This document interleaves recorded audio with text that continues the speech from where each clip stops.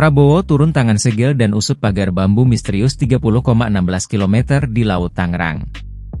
Presiden Indonesia Prabowo Subianto memerintahkan agar pagar laut di Kabupaten Tangerang disegel karena tidak berizin.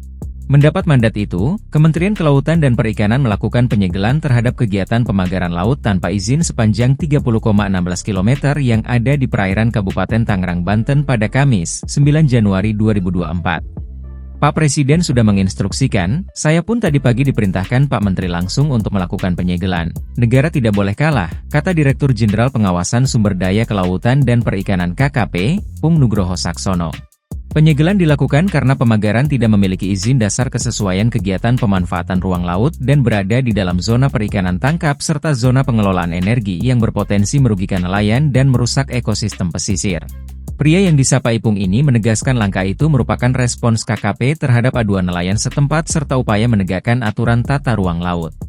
Saat ini kita hentikan kegiatan pemagaran sambil terus dalami siapa pelaku yang bertanggung jawab atas kegiatan ini, ujar Ipung.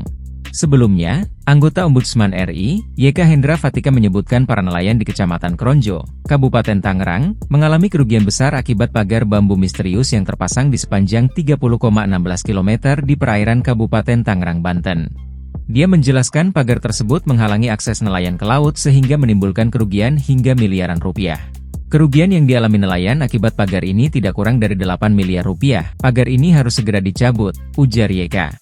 Menurut YK, ada dugaan pencatutan proyek strategis nasional terkait pemasangan pagar bambu itu. Ini bukan kawasan PSN tetapi ada pemasangan pagar bambu yang membatasi ruang gerak nelayan, kata dia. Selain itu, Ombudsman juga menemukan aktivitas lain seperti penimbunan tambak dan aliran sungai tanpa izin.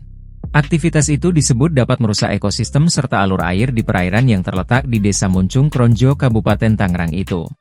YK menyebut aktivitas ini juga berpotensi meningkatkan risiko banjir dan menurunkan produktivitas tambak warga.